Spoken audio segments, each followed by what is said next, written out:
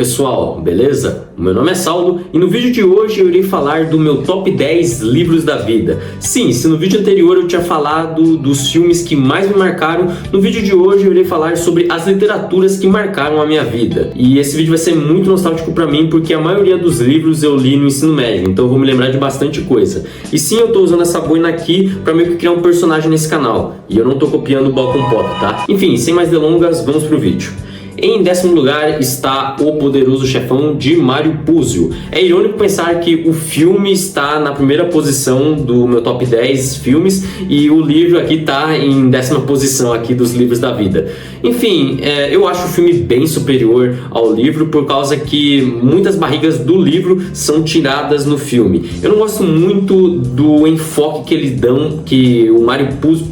Eu não gosto muito do enfoque que o Mário Puzo dá a personagens irrelevantes como John Fontaine ou a própria amante de Sonny Corleone, mas mesmo assim não deixa de ser uma literatura interessante por se tratar justamente da família italiana de Nova York, né? Por se tratar desse universo da máfia que o Mário Puzo criou. É bem legal e também tem um outro ponto que eu não gosto muito, é que enquanto o Michael Corleone no filme é o protagonista, aqui ele é meio deixado de lado, assim. Quem predomina mesmo é o Dom Vito Corleone, né? O que no filme é interpretado pelo Marlon Brando. Mas mesmo assim não deixa de ser legal. Em 9º lugar está 1889, de Laurentino Gomes. Como um imperador cansado, um marechal vaidoso e um professor injustiçado contribuíram para o fim da monarquia e a proclamação da república. Enfim, esse é o último livro da trilogia do Laurentino Gomes sobre a família real do Brasil e eu curto muito a escrita dele. Como a gente é introduzido para os bastidores dos pais fundadores da ilha de Veracruz,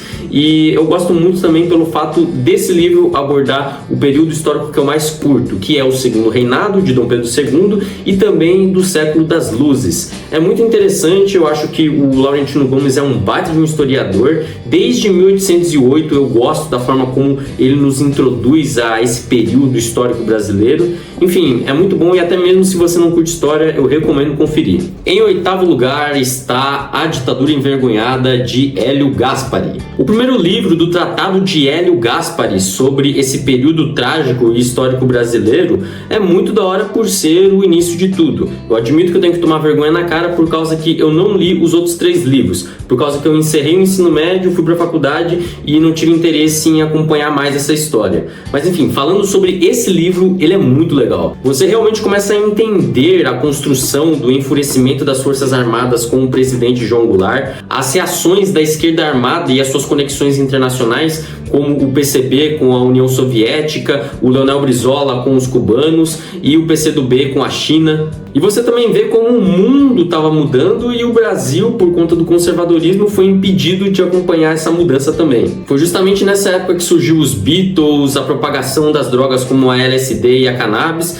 e também o movimento hippie. Se você quiser entrar de cabeça nesse período histórico, eu recomendo bastante esse livro. Só tem um detalhe, você vai ficar meio perdido no começo por causa que o Hélio Gaspari faz questão de falar sobre tudo o que aconteceu do dia 31 até o dia 1º de abril, que foi quando teve o golpe. Mas enfim, mesmo assim é muito bom. Em 7º lugar está A Elite do Atraso, de Gessé Souza. É agora que os inscritos de direita se desinscrevem desse canal. Mas para você que vai fazer o Enem, eu recomendo bastante esse livro por ele ser um baita de um repertório cultural. Ele simplesmente abriu a minha mente sobre a política. Gessé Souza faz críticas a Sérgio Buarque de Holanda, desenvolve o complexo do vira-lata criado por Nelson Rodrigues. Aqui também ele explica como o racismo enraizado na cultura brasileira influencia a política contemporânea e manipula as massas. E ele faz crítica a ambos os lados, tá bom? Ele critica tanto a direita, como o centro, como a esquerda. Ele faz crítica à Globo, ele faz crítica à ascensão do ex-presidente Bolsonaro.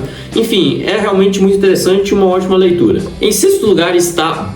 Nossa, agora deu uma fraquejada monstra. Enfim, em 6º lugar está Baviera Tropical, de Bettina Anton. Joseph Mengele, mais conhecido como o Anjo da Morte, foi um alemão da Alemanha nazista que fazia experimentos com judeus. E a cada coisa bizarra que eu nem vou falar aqui pro vídeo não ficar muito pesado. Depois da Segunda Guerra, ele simplesmente desapareceu do mapa e só foi reencontrado depois quando ele morreu e ainda por cima no Brasil. É um livro em que a leitura é muito fluida e que você realmente fica instigado para ver como que a caça ao Joseph Mengele termina. A Bettina Anton é descendente descendente de alemães e ela estudou na escola em que a sua professora acolheu o nazista. Então deixa as coisas ainda mais intrigantes. Enfim, eu vou parar de dar spoiler para vocês lerem logo o livro. Em quinto lugar está Leviatã, de Thomas Hobbes. Para você que não manja muito de filosofia, esse livro é um marco da era moderna da filosofia, justamente por ele se distanciar das justificativas metafísicas da era medieval. O autor do livro, Thomas Hobbes, ele vive em um período em que a Inglaterra mudava de um regime absolutista para uma monarquia parlamentarista. Hobbes defende a monarquia com argumentos fortes. Ele trata desde a natureza do homem até como um Estado cristão deve ser. Tá certo que hoje em dia a gente discorda muito dessa visão por causa que a gente acredita e vive numa democracia. Mas mesmo assim, na época, os argumentos dele não deixavam de ser bons. Enfim, mesmo eu discordando dessa visão política partidária do absolutismo, eu curto muito como ele explica o homem, explica a sua natureza e explica Deus. Sim, um livro de filosofia que fala sobre Deus. Ele trata, de Deus de uma forma bem racional. Enfim, eu não recomendo muito se você não é muito de ler, por causa que esse livro tem muitas palavras difíceis e é meio longo. Mas para você aí que gosta de filosofia e que gosta de ler, eu recomendo. Em quarto lugar está Getúlio, de Lira Neto. O primeiro livro dessa trilogia, que trata dos 3 governos do pai dos pobres, é o meu favorito por justamente nos introduzir à história dessa figura trágica brasileira. Lira Neto aprofunda muito as particularidades desse político e como ele construiu o seu populismo. Também fala sobre a sua simpatia com o fascismo de Mussolini e como ele era autoritário. Outro livro que eu também não recomendo se você não é muito de ler, por causa que, ó a grossura disso daqui, e ele aprofunda muito, mas muito mesmo na vida do Getúlio Vargas. Mas para você que gosta de ler, eu recomendo isso. Em terceiro lugar está O Hobbit, de John Ronald Reuel Tolkien. O que falar desse clássico de fantasia, não é mesmo? O Hobbit é uma aventura leve, divertida e fácil de ler. Bilbo é um dos grandes personagens da literatura, justamente por ser o protagonista acomodado que aos poucos se transforma em um herói. Os anões são engraçadíssimos e o Gandalf se torna no ícone dos mentores das histórias fantásticas. Aí sim, se você não gosta de literatura, eu recomendo muito esse livro por causa que ele é leve e fácil de compreender. Em segundo lugar está 1984, de George Orwell, o clássico de distopia que marcou a literatura contemporânea. Aqui, George Orwell nos apresenta um mundo em que é dominado por 3 superestados totalitários. Na Oceania, que engloba a Oceania e as 3 Américas, vive o nosso herói Winston Smith, um homem que trabalha no Ministério da Verdade e que se revolta contra o sistema. É um baita de um livro. Aqui nós somos levados a esse futuro sujo e sem esperança e nós conseguimos imaginar perfeitamente as coisas como são descritas e os sofrimentos dos personagens. Winston Smith é a representação do que a humanidade após a Segunda Guerra Mundial esperava dos governos dos países. Enfim, uma baita leitura.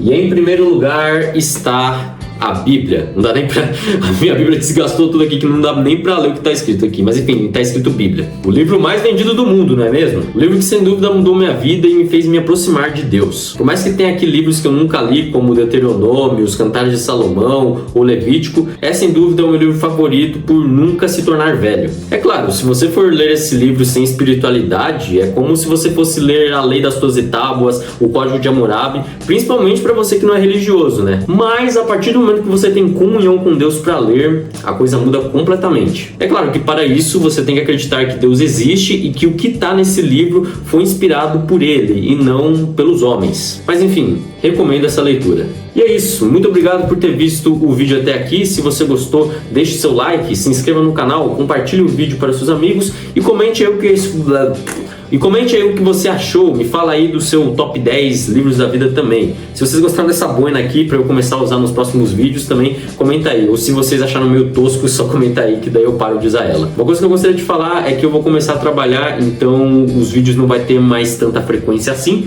mas sempre que possível eu vou estar aqui trazendo conteúdo para vocês. E é isso, muito obrigado, até o próximo vídeo e tchau!